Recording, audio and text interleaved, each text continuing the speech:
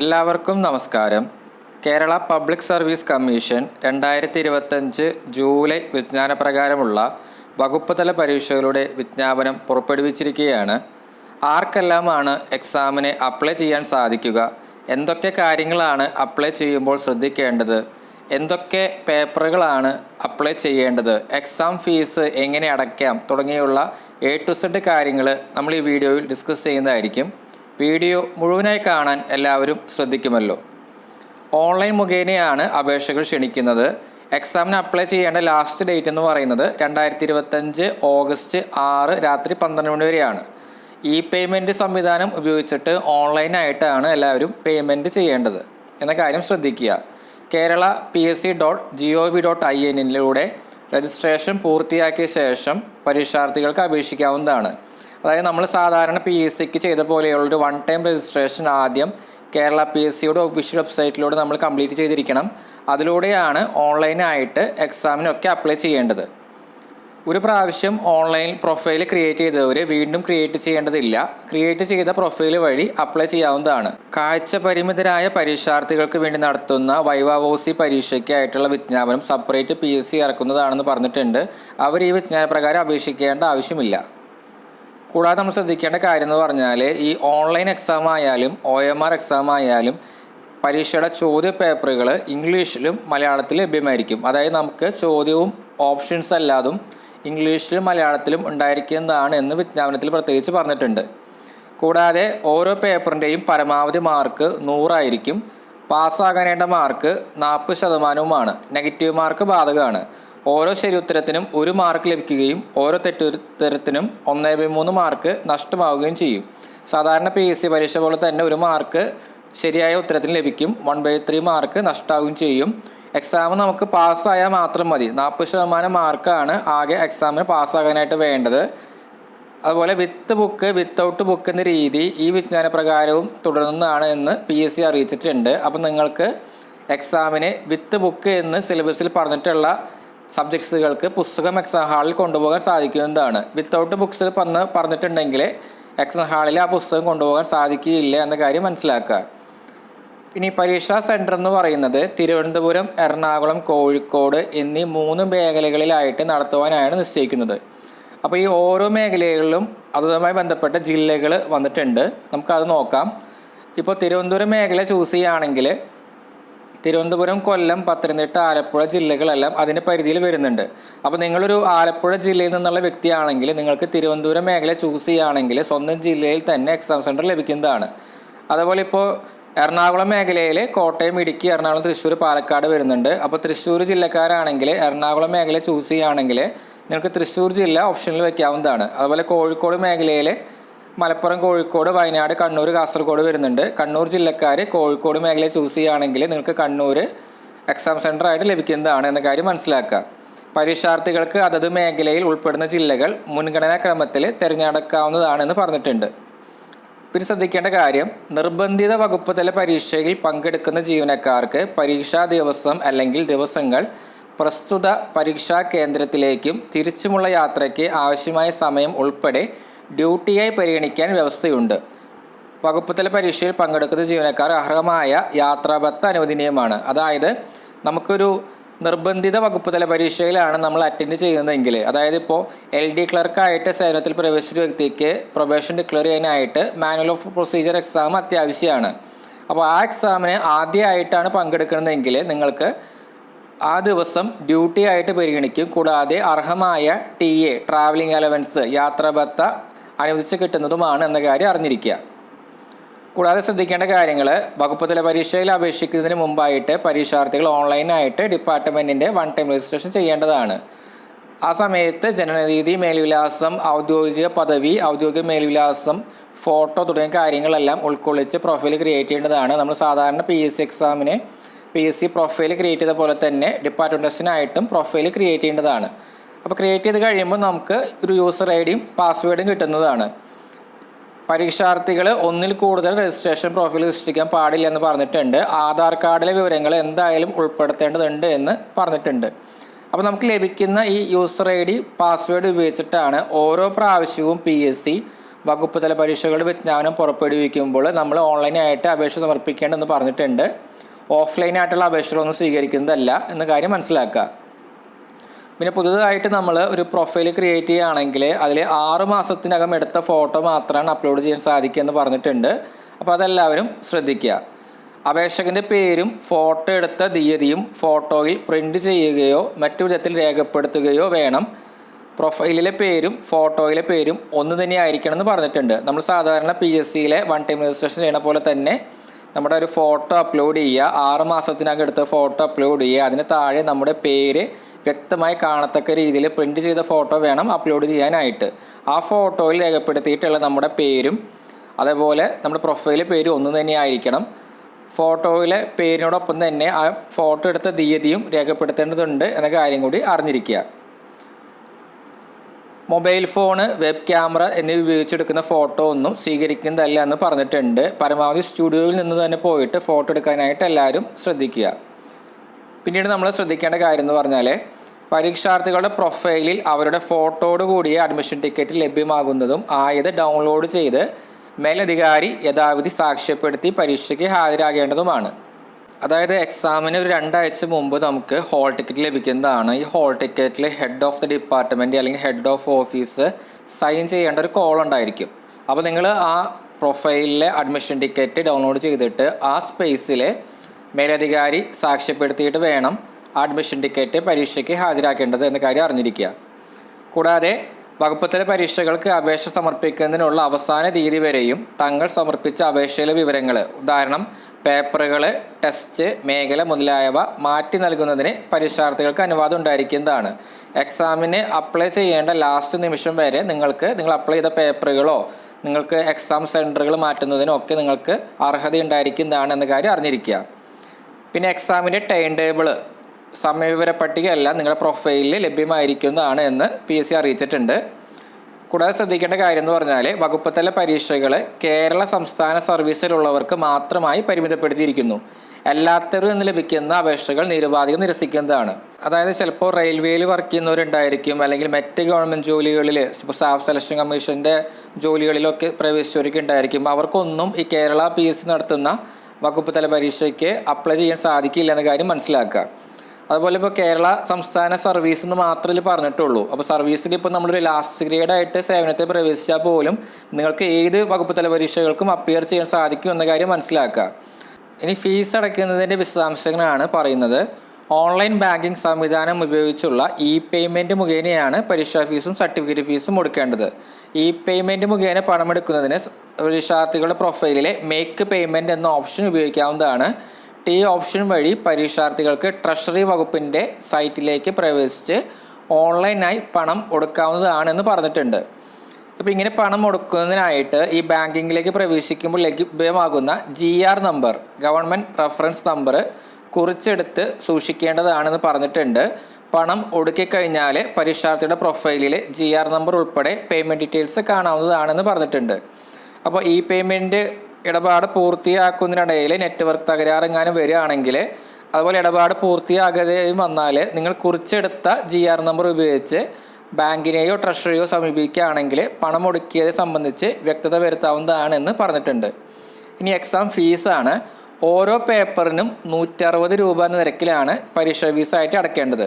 ഈ അടിസ്ഥാനത്തിൽ എത്ര പേപ്പറിലുണ്ട് എന്ന് കണക്കാക്കി മുഴുവൻ പരീക്ഷാ ഫീസും കൊടുക്കേണ്ടതാണ്.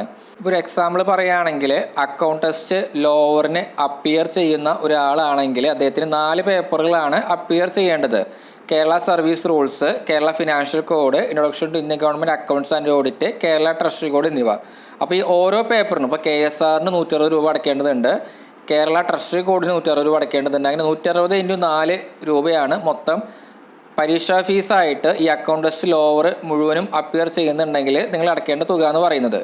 കൂടാതെ സർട്ടിഫിക്കറ്റിനായിട്ട് 210 രൂപ എന്ന നിരക്കിലാണ് അപേക്ഷിക്കേണ്ടത്. അതായത് ലോവറിൻ്റെ സർട്ടിഫിക്കറ്റ് ലഭിക്കണമെന്നുണ്ടെങ്കിൽ നിങ്ങൾ 210 രൂപ അടയ്ക്കേണ്ടതുണ്ട് എന്ന കാര്യം മനസ്സിലാക്കുക. അതുപോലെ ഇപ്പോൾ മാനുവൽ ഓഫ് പ്രൊസീജിയറിന് മാത്രമാണ് നിങ്ങൾ അപ്ലൈ ചെയ്തതെങ്കിൽ, ആ ഒരു എക്സാമിന് മാത്രമാണ് അപ്ലൈ ചെയ്തതെങ്കിൽ ആ എക്സാം ഫീസായിട്ട് 160 രൂപയും MOPയുടെ സർട്ടിഫിക്കറ്റ് ലഭിക്കുന്നതിനായിട്ട് ആ സർട്ടിഫിക്കറ്റ് ഫീസായിട്ടുള്ള 210 രൂപയും അടയ്ക്കേണ്ടതുണ്ട് എന്ന കാര്യം മനസ്സിലാക്കുക.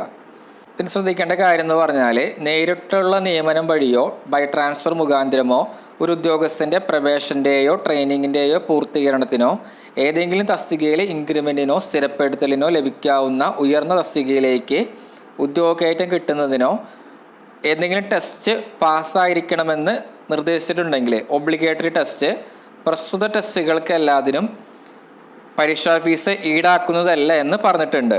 അത് ഫ്രീ ചാൻസ് ആയിരിക്കും. ഈ സൗജന്യം ഓരോ ടെസ്റ്റിനെ സംബന്ധിച്ചിടത്തോളവും ഒരാൾക്ക് ഒന്നിൽ കൂടുതൽ തവണ ലഭിക്കുന്നതല്ല. രണ്ടാമത്തെ തവണ മുതൽ ഫീസ് ഈടാക്കുന്നതാണ്. അതായത് LD ക്ലർക്കായിട്ട് സേവനത്തിൽ പ്രവേശിച്ചിട്ടുള്ള ഒരു ഉദ്യോഗാർത്ഥിക്ക് പ്രൊബേഷൻ ഡിക്ലെയർ ചെയ്യുന്നതിനായിട്ട് manual of office procedure test obligatory ആയിട്ട് പാസ്സാകണമെന്ന് പറഞ്ഞിട്ടുണ്ട്. അതുപോലെ പ്രൊമോഷൻ ലഭിക്കുന്നതിനായിട്ട് അക്കൗണ്ട് ടെസ്റ്റ് ലോവർ എന്ത് തന്നെയായാലും പാസ്സാകണമെന്ന് പറഞ്ഞിട്ടുണ്ട്. അപ്പോൾ ഇവയെല്ലാം ഒബ്ലിഗേറ്ററി ടെസ്റ്റാണ്, നിർബന്ധമായിട്ടും പാസ്സാകണം. അങ്ങനെ വരികയാണെങ്കിൽ അവർ ആദ്യമായിട്ടാണ് ഈ എക്സാമിനൊക്കെ അപ്ലൈ ചെയ്തതെങ്കിൽ അവർക്ക് ഫ്രീ ആയിട്ട് എക്സാമിന് അറ്റൻഡ് ചെയ്യാവുന്നതാണെന്ന് പറഞ്ഞിട്ടുണ്ട്. അവർ ഓരോ പേപ്പറിനുള്ള എക്സാം ഫീസ് അടയ്ക്കേണ്ടതില്ല എന്നാണ് പറഞ്ഞിട്ടുള്ളത്. സർട്ടിഫിക്കറ്റിൻ്റെ ഫീസ് മാത്രം അവർ അടച്ചാൽ മതിയാകും. അപ്പോൾ അവർ പറഞ്ഞിട്ടുണ്ട് രണ്ടാമത്തെ തവണ മുതൽ ഫീസ് ഈടാക്കുന്നതാണ്. ഇപ്പോൾ അവർ ഫസ്റ്റ് ചാൻസിൽ ഈ MOPയോ അതുപോലെ അക്കൗണ്ട് ടെസ്റ്റിൽ ഓരോ പാസ്സായിട്ടില്ല എങ്കിൽ രണ്ടാമത് വീണ്ടും അപ്ലൈ ചെയ്യുമ്പോൾ അവരുടെ കയ്യിൽ നിന്നും ഓരോ പേപ്പറിൻ്റെയും എക്സാം ഫീസ് ഈടാക്കുന്നതാണെന്ന് പറഞ്ഞിട്ടുണ്ട്. അപ്പോൾ എല്ലാവരും കഴിവതും ആദ്യത്തെ ചാൻസിൽ തന്നെ എക്സാം പാസ്സാകാനായിട്ട് ശ്രദ്ധിക്കുക. കൂടാതെ ഒരു പരീക്ഷയ്ക്ക് ഫ്രീ ചാൻസിൽ അപേക്ഷിക്കുകയും എന്നാൽ എന്തെങ്കിലും കാരണവശാൽ പരീക്ഷ എഴുതാതിരിക്കുകയും ചെയ്താൽ അതും ഫീസ് സൗജന്യം അനുവദിക്കപ്പെട്ടിട്ടുള്ള തവണയായിട്ട് കണക്കാക്കുന്നതാണെന്ന് കാര്യം മനസ്സിലാക്കുക. ഉദാഹരണമായിട്ട് അക്കൗണ്ട് ടെസ്റ്റ് അപേക്ഷിക്കുന്ന ഒരാൾക്ക് 4 പേപ്പറിനും കൂടി പരീക്ഷ എഴുതിയാലും ഇല്ലെങ്കിലും ഒരു പ്രാവശ്യം മാത്രമേ ഫീസ് സൗജന്യം കിട്ടുകയുള്ളൂ. ആ പരീക്ഷയിൽ എല്ലാ പേപ്പറുകളും ജയിക്കാൻ സാധിച്ചിട്ടില്ല എങ്കിൽ അടുത്ത തവണ മുതൽ തോറ്റ പേപ്പറുകൾക്കും അപേക്ഷിക്കാതിരുന്ന പേപ്പറുകൾക്കും ഫീസ് ഒടുക്കി അപേക്ഷിക്കേണ്ടതാണ് എന്ന് പറഞ്ഞിട്ടുണ്ട്. അപ്പോൾ ഇത്രയും കാര്യങ്ങൾ എല്ലാവരും ശ്രദ്ധിക്കുക. ഇനി ആർക്കൊക്കെയാണ് ഫ്രീ ചാൻസിന് അർഹതയുള്ളതെന്ന് നോക്കാം. ഒരു ഗവൺമെൻറ് ഡിപ്പാർട്ട്മെൻറ്റിന് കീഴിൽ വർക്ക് ചെയ്യുന്നവർക്ക് ഒബ്ലിഗേറ്ററി ഡിപ്പാർട്ട്മെൻറ്റുകൾക്കെല്ലാം ഫ്രീ ചാൻസ് ആയിട്ട് അപ്പിയർ ചെയ്യാവുന്നതാണ്. അതായത് ഇപ്പോൾ പഞ്ചായത്ത് വകുപ്പിൽ വർക്ക് ചെയ്യുന്നവർ, അല്ലെങ്കിൽ റവന്യൂ വകുപ്പിന് കീഴിൽ വർക്ക് ചെയ്യുന്നവർ, ജുഡീഷ്യറി വകുപ്പിന് കീഴിൽ വർക്ക് ചെയ്യുന്നവർ, ഇവർക്കെല്ലാം എന്തെങ്കിലും വകുപ്പിന് കീഴിലാണ് വർക്ക് ചെയ്യുന്നതെങ്കിൽ അവർക്കെല്ലാം ഫ്രീ ചാൻസ് ആയിട്ട് ആദ്യത്തെ പ്രാവശ്യം മാത്രം വകുപ്പ് തല പരീക്ഷകൾക്ക് അപ്പിയർ ചെയ്യാവുന്നതാണെന്ന കാര്യം മനസ്സിലാക്കുക. അതേപോലെ കേരള അഗ്രികൾച്ചറൽ യൂണിവേഴ്സിറ്റി ജീവനക്കാർക്ക് സൗജന്യത്തിന് അർഹത ഉണ്ടായിരിക്കുന്നതാണ്. മറ്റ് യൂണിവേഴ്സിറ്റി ജീവനക്കാർക്ക് നിലവിൽ ഫീസ് സൗജന്യത്തിന് അർഹത ഉണ്ടായിരിക്കുന്നതല്ല എന്ന് പറഞ്ഞിട്ടുണ്ട്. കൂടാതെ ഒരു ഗവൺമെൻറ് ഉത്തരവ് വന്നിട്ടുണ്ട്. ആ ഉത്തരവ് പ്രകാരം പൊതുമേഖലാ സ്ഥാപനങ്ങളിലെ ജീവനക്കാർക്ക് നിർബന്ധമായും പാസ്സാകേണ്ട വകുപ്പ് തല പരീക്ഷകൾ എഴുതുന്നതിന് ഒരു തവണ മാത്രം ഫ്രീ ചാൻസ് അനുവദിച്ചിട്ടുണ്ട്. അപ്പോൾ എല്ലാ പൊതുമേഖലാ സ്ഥാപനങ്ങളും ഇതിൽ പെടുന്നില്ല. അപ്പോൾ ഏതൊക്കെ സ്ഥാപനങ്ങളാണ് ഫ്രീ ചാൻസിന് അർഹതയുള്ളത് എന്ന കാര്യം നിങ്ങളുടെ കൊളീഗ്സായിട്ടോ നിങ്ങളുടെ സീനിയേഴ്സായിട്ടോ ഡിസ്കസ് ചെയ്തിട്ട് അവരിൽ നിന്നും ഉപദേശം തേടിയിട്ട് നിങ്ങൾക്ക് അത് അപ്ലൈ ചെയ്യാവുന്നതാണ് എന്ന് മനസ്സിലാക്കുക. കൂടാതെ ട്രഷറി, ലോക്കൽ ഫണ്ട്, ഓഡിറ്റ് എന്നീ വകുപ്പുകളിലെ ജീവനക്കാർ ഒഴികെയുള്ളവർക്ക് അക്കൗണ്ടൻസി ഹയറിന് ഫീസ് സൗജന്യത്തിന് അർഹത ഉണ്ടായിരിക്കുന്നതല്ല എന്ന് പറഞ്ഞിട്ടുണ്ട്. വിദ്യാഭ്യാസ വകുപ്പിലെ higher secondary school teacher, vocational higher secondary school teacher, non vocational higher secondary school teacher, ആരോഗ്യ വകുപ്പിലെയും മെഡിക്കൽ വിദ്യാഭ്യാസ വകുപ്പിലെയും സ്റ്റാഫ് നേഴ്സ്, ഹെഡ് നേഴ്സ് എന്നീ തസ്തികകളിൽ ജോലി നോക്കുന്നവർക്ക് വകുപ്പ് തല പരീക്ഷ നിർബന്ധമല്ലാത്തതിനാൽ ഫീസ് സൗജന്യം ഉണ്ടായിരിക്കുന്നതല്ല എന്ന് പറഞ്ഞിട്ടുണ്ട്. അപ്പോൾ നിങ്ങൾക്ക് ഫ്രീ ചാൻസിന് അർഹതയുണ്ടോ ഇല്ലയോ എന്നുള്ള കാര്യം നിങ്ങളുടെ സീനിയേഴ്സായിട്ടോ ഡിസ്കസ് ചെയ്തിട്ട് നിങ്ങൾക്ക് തീരുമാനിക്കാവുന്നതാണ്. അല്ലെങ്കിൽ ഈ വിജ്ഞാപനത്തിൽ പറഞ്ഞിട്ടുള്ള ഗവൺമെൻറ് ഓർഡേഴ്സ് എല്ലാം വായിച്ച് നോക്കിയിട്ട് നിങ്ങൾക്ക് ഫ്രീ ചാൻസിന് അർഹതയുണ്ടോ ഇല്ലയോ എന്നുള്ള കാര്യം നിങ്ങൾക്ക് തീരുമാനിക്കാവുന്നതാണ്. അപ്പോൾ ഇതിൻ്റെ PDF നമ്മുടെ ടെലഗ്രാം ചാനലിൽ അവൈലബിൾ ആണ്. ടെലഗ്രാം ചാനലിൽ ലിങ്ക് ഡിസ്ക്രിപ്ഷൻ ബോക്സിൽ കൊടുത്തിട്ടുണ്ട്. കൂടാതെ പരീക്ഷയ്ക്ക് ഓൺലൈൻ മുഖേന അപേക്ഷ സമർപ്പിക്കുമ്പോൾ ഫ്രീ ചാൻസ് എന്ന ഓപ്ഷനിൽ ക്ലിക്ക് ചെയ്യുന്ന സമയത്ത് യെസ് എന്ന് രേഖപ്പെടുത്തുന്നത് കൊണ്ട് മാത്രം നിങ്ങൾക്ക് ഫ്രീ ചാൻസ് ലഭിക്കുന്നതിന് അർഹതയുണ്ട് എന്ന് ധരിക്കേണ്ടതില്ല. അപേക്ഷകളുടെ സൂക്ഷ്മ പരിശോധനാ വേളയിൽ ഫ്രീ ചാൻസിൽ പരീക്ഷ എഴുതുന്നതിന് അർഹതയില്ലാത്ത പരീക്ഷാർത്ഥികളുടെ അപേക്ഷ നിരസിക്കുന്നതാണെന്ന് പറഞ്ഞിട്ടുണ്ട്. ആയതിനാൽ ഫ്രീ ചാൻസ് ലഭിക്കുന്നതിന് ഫീസ് അടയ്ക്കാതെ പരീക്ഷ എഴുതുന്നതിന് തങ്ങൾക്ക് അർഹതയുണ്ട് എന്ന് ബന്ധപ്പെട്ട സർക്കാർ ഉത്തരവ് പരിശോധിച്ച് ഉറപ്പുവരുത്തിയ ശേഷം മാത്രം ആയതിലേക്ക് അപേക്ഷിക്കേണ്ടതാണെന്ന് പറഞ്ഞിട്ടുണ്ട്. അപ്പോൾ ഇക്കാര്യം എല്ലാവരും ശ്രദ്ധിക്കുക. ഫ്രീ ചാൻസിന് അർഹതയുണ്ട് എന്ന് 100% ഉറപ്പുണ്ടെങ്കിൽ മാത്രം നിങ്ങൾ ഫ്രീ ചാൻസിന് അപ്ലൈ ചെയ്യാവുന്നതാണ്, അല്ലെങ്കിൽ നിങ്ങളുടെ അപേക്ഷ നിരസിക്കുന്നതാണെന്ന് പറഞ്ഞിട്ടുണ്ട്. ഫീസ് സൗജന്യത്തിന് അർഹതരായിട്ടുള്ളവർ പ്രസ്തുത വിവരം അപേക്ഷയിൽ രേഖപ്പെടുത്തുന്നത് കൂടാതെ നിങ്ങളുടെ അഡ്മിഷൻ ടിക്കറ്റിലെ സർട്ടിഫിക്കറ്റ് തങ്ങളുടെ വകുപ്പ് മേധാവിയെ കൊണ്ട് സർട്ടിഫൈ ചെയ്യിക്കേണ്ടത് ബന്ധപ്പെട്ട കോളത്തിൽ ടിക്ക് ചെയ്യേണ്ടതുമാണ്. അപ്പോൾ അഡ്മിഷൻ ടിക്കറ്റ് ലഭിക്കുമ്പോൾ അതിൽ ഫ്രീ ചാൻസ് ആണോ അല്ലയോ എന്നുള്ള ഒരു ഓപ്ഷൻ നമ്മൾ മാർക്ക് ചെയ്യാനുണ്ടായിരിക്കും. അപ്പോൾ ആ സമയത്ത് ജസ്റ്റ് അത് മാർക്ക് ചെയ്തിട്ട് നിങ്ങളുടെ വകുപ്പ് തല മേധാവിയെ കൊണ്ട് സൈൻ ചെയ്തിട്ട് എക്സാമിന് അപ്പിയർ ചെയ്താൽ മതിയാകും എന്ന കാര്യം മനസ്സിലാക്കുക. കേരള PSCയുടെ വകുപ്പ് തല പരീക്ഷകൾക്ക് തയ്യാറെടുക്കുന്നവർക്കായിട്ട് പ്രീവിയസ് ക്വസ്റ്റ്യൻ പേപ്പേഴ്സിൻ്റെ പ്രാക്ടീസ് സെറ്റ് അവൈലബിൾ ആണ്. കേരള സർവീസ് റൂൾസിൻ്റെ 44 set, Kerala financial code, introduction to Indian government accounts and audit എന്നിവയുടെയും Kerala treasury code, manual of office procedure, Kerala education acts and rules, secretariat office manual എന്നിവയുടെയും അതുപോലെ കേരള PSC നടത്തുന്ന ഏത് വകുപ്പ് തല പരീക്ഷകളുടെയും പ്രീവിയസ് ക്വസ്റ്റ്യൻ പേപ്പേഴ്സിൻ്റെ പ്രാക്ടീസ് സെറ്റ് അവൈലബിൾ ആണ്. ഇതിൽ സെപ്പറേറ്റ് ആയിട്ട് ക്വസ്റ്റ്യൻസും ആൻസേഴ്സും തിരിച്ചിട്ടാണ് പ്രാക്ടീസ് സെറ്റ് തയ്യാറാക്കിയിട്ടുള്ളത്. ചോദ്യവും ഉത്തരവും വ്യക്തമായിട്ട് ഉണ്ടായിരിക്കുന്നതാണ്. 2019 ശേഷമുള്ള 6 വർഷക്കാലത്തെ ക്വസ്റ്റ്യൻ പേപ്പേഴ്സിൻ്റെ പ്രാക്ടീസ് സെറ്റാണ് അവൈലബിൾ ആയിട്ടുള്ളത്. അപ്പോൾ എത്രത്തോളം ചോദ്യങ്ങൾ നിങ്ങൾ പ്രാക്ടീസ് ചെയ്യുന്നുവോ അത്രത്തോളം നിങ്ങളുടെ കോൺഫിഡൻസ് ലെവൽ ഇമ്പ്രൂവ് ആകും. വളരെ എളുപ്പത്തിൽ തന്നെ നിങ്ങൾക്ക് എക്സാം ക്രാക്ക് ചെയ്യാനായിട്ട് സാധിക്കുന്നതായിരിക്കും. അപ്പോൾ താല്പര്യമുള്ളവർ സ്ക്രീനിൽ കാണുന്ന വാട്സപ്പ് നമ്പറായിട്ട് കോൺടാക്ട് ചെയ്യുക. ഇനി ശ്രദ്ധിക്കേണ്ട കാര്യം, എല്ലാ ടെസ്റ്റുകളും ഭാഗികമായി പാസ്സാകാവുന്നവയാണ്. അതുകൊണ്ട് പരീക്ഷാർത്ഥികൾക്ക് അവർ പാസ്സാകേണ്ട ടെസ്റ്റുകൾ മുഴുവനായോ ഒന്നോ അതിലധികമോ പേപ്പറുകൾക്ക് മാത്രമായോ അപേക്ഷിക്കാനുള്ള സ്വാതന്ത്ര്യം ഉണ്ടായിരിക്കും. ഓൺലൈൻ OMR മാതൃകയിലുള്ള ടെസ്റ്റുകളുടെ സമയം അക്കൗണ്ടൻസി ലോവർ KSR, അതുപോലെ accountancy higher KSR, accountancy for executive officers paper two KSR, excise test എന്നിവ ഒഴികെ 1.5 മണിക്കൂർ ആയിരിക്കുന്നതാണ്. അതായത് KSRഉം എക്സൈസ് ടെസ്റ്റും ഒഴിച്ചുള്ള ബാക്കി എല്ലാത്തിൻ്റെയും എക്സാം സമയം എന്ന് പറയുന്നത് 1.5 മണിക്കൂറാണ്. ഈ പറഞ്ഞ KSRനും എക്സൈസ് ടെസ്റ്റിനൊക്കെ 2 മണിക്കൂറായിരിക്കും സമയദൈർഘ്യം എന്ന് മനസ്സിലാക്കുക. എല്ലാ ടെസ്റ്റുകളും ഭാഗികമായി പാസ്സാകാവുന്നതാണ് എന്നുകൊണ്ട് ഉദ്ദേശിക്കുന്നത്. ഇപ്പോൾ അക്കൗണ്ട് ടെസ്റ്റിന് അപ്പിയർ ചെയ്യുന്നവരാണെങ്കിൽ അക്കൗണ്ട് ടെസ്റ്റുകൾ 4 പേപ്പറുകളാണ് ഉള്ളത്. Kerala service rules, financial code, treasury code, introduction to Indian government accounts and audit. അതിൽ നിങ്ങൾക്ക് ചിലപ്പോൾ KSRO കേരള ഫിനാൻഷ്യൽ കോഡോ മാത്രം പാസ്സായാൽ മതി തൽക്കാലത്തേക്ക് എന്ന് ആണെങ്കിൽ നിങ്ങൾക്ക് ആ 2 പേപ്പറുകൾ മാത്രമായിട്ട് എക്സാമിന് അപ്ലൈ ചെയ്യാൻ സാധിക്കുന്ന കാര്യം മനസ്സിലാക്കുക. ഇനി അടുത്ത പ്രാവശ്യം വിജ്ഞാപനം വരുമ്പോൾ നിങ്ങൾക്ക് ബാക്കിയുള്ള ട്രഷറി കോഡോ introduction to Indian government accounts and ഓഡിറ്റോ അപ്പിയർ ചെയ്യാവുന്നതാണ് എന്ന കാര്യം മനസ്സിലാക്കുക. പക്ഷേ ഫ്രീ ചാൻസ് നിങ്ങൾ എടുത്തിട്ടുണ്ട് എങ്കിൽ ആദ്യത്തെ പ്രാവശ്യം മാത്രമാണ് ആ ഫ്രീ ചാൻസ് ലഭിക്കുക എന്ന കാര്യം മനസ്സിലാക്കുക.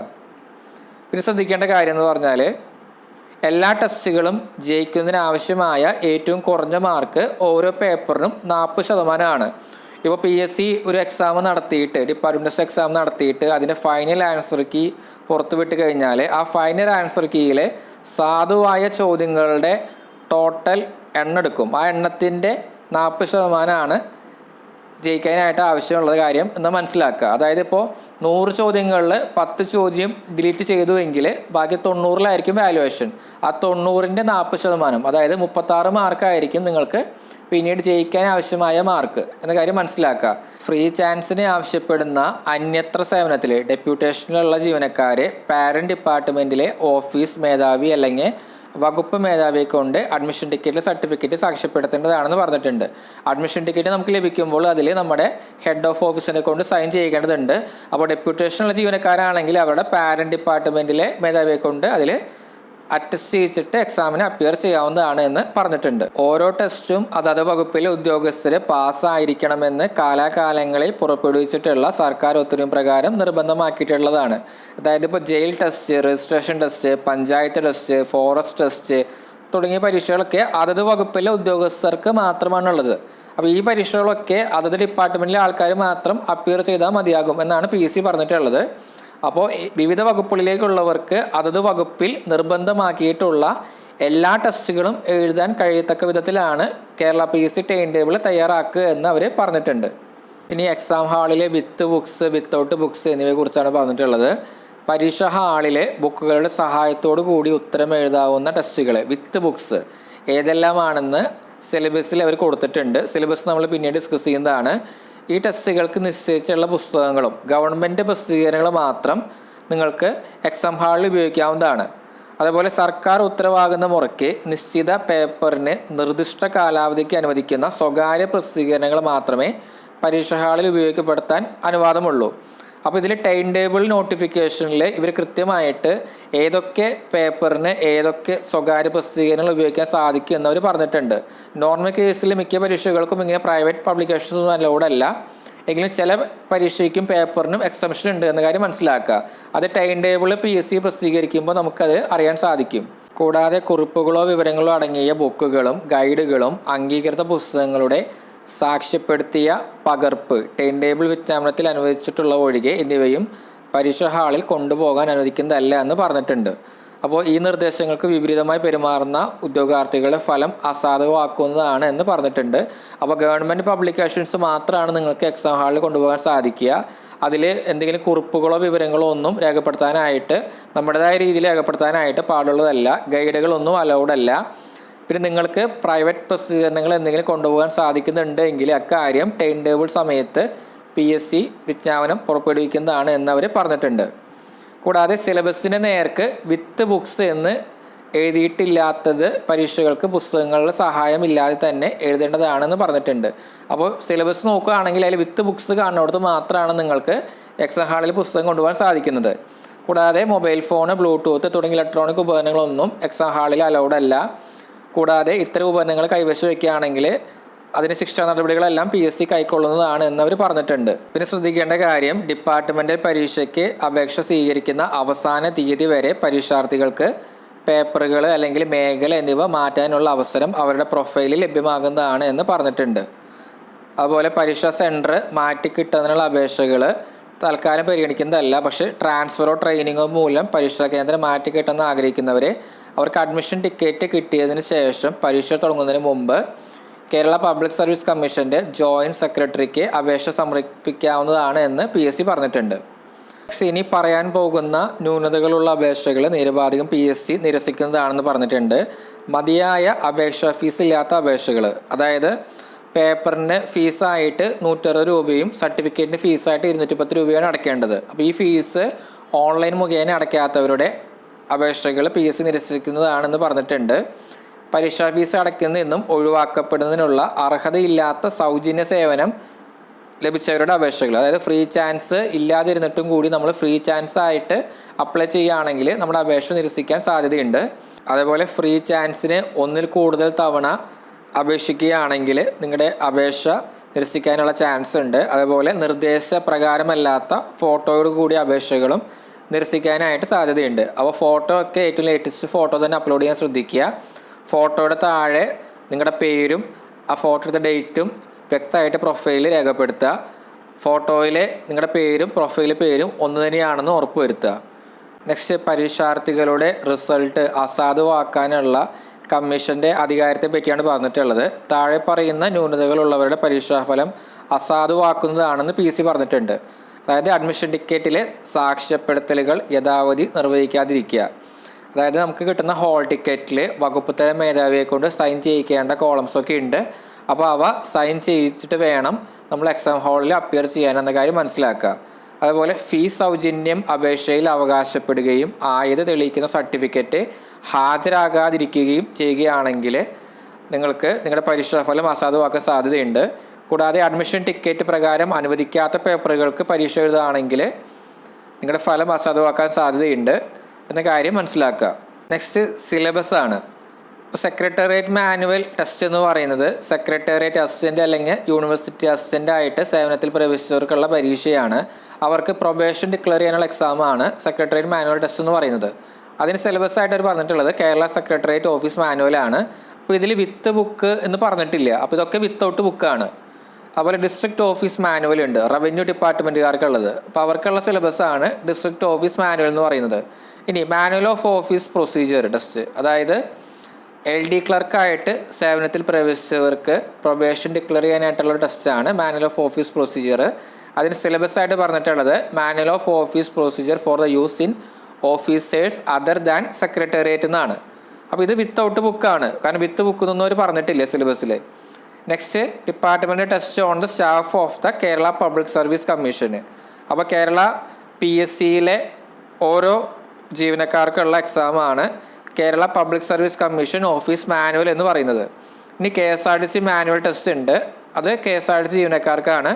PWD മാനുവൽ ടെസ്റ്റ് PWD ജീവനക്കാർക്കാണ്, അത് വിത്ത് ബുക്കാണ്. അപ്പോൾ നിങ്ങൾക്ക് ഇതിൻ്റെ ഈ സിലബസിലെ ഈ പുസ്തകം നിങ്ങൾക്ക് എക്സാം ഹാളിൽ കൊണ്ടുപോകാൻ സാധിക്കുന്ന കാര്യം മനസ്സിലാക്കുക.